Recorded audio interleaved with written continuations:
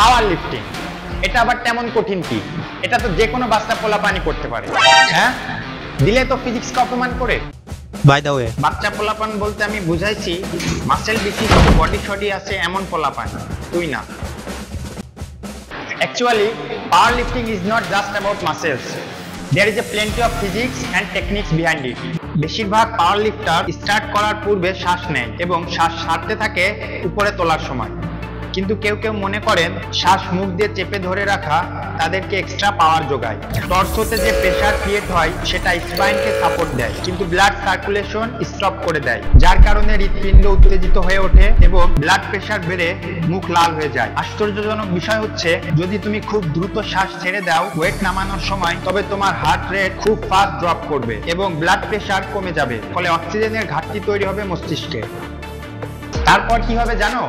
অন্ধকার দেখা, মাথা ঘোরানি, বমি করা, জমিনে বেহুশ হয়ে পড়ে যাওয়া। সো তুমি যতই শক্তিশালী হও না কেন, কন্টিনিউয়াসলি শ্বাস নিতে থাকো, নতুবা নিজের চোখেই দেখে নাও।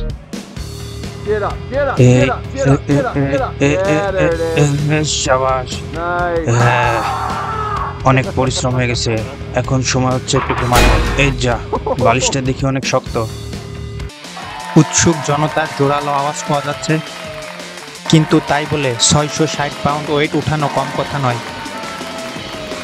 হ্যাঁ, আমি জানি তুমি পারবে, কিন্তু আল্লাহর রাস্তে শ্বাস নেওয়া বন্ধ করো না, কন্টিনিউয়াসলি শ্বাস নিতে থাকো।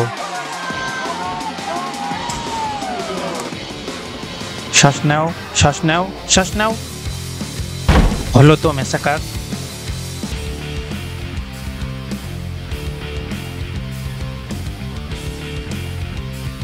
হ্যাঁ ঠিক আছে, শ্বাস ধরে রাখলে তো বমি হবেই। তারপরের স্টেপটা কি যেন? এই তো একটু অজ্ঞান হয়ে যাবে আর কি। সো এখন তোমরা ভাবতেছো ওয়েট লিফটিং এর সময় শ্বাস ধরে রাখার কারণে বমি কিভাবে হতে পারে। এটা সিম্পল বায়োলজি। পাকস্থলীতে অনেক বেশি চাপ দেওয়ার কারণে পাকস্থলী সংকুচিত হয়ে যায়। এখানে কোনো মাসেলস না থাকার কারণে এই সংকোচন প্রতিহত করতে পারে না। সো যখন তুমি এই পাকস্থলীতে চাপ দাও, এর ভেতরে থাকা উপাদান তোমার বিউকাল ক্যাভিটি অথবা মুখ দিয়ে বাইরে বের হয়ে আসে। এই বেচারাকে দেখো, যা প্রোটিন শেক খাইছিল সব বের হয়ে গেল।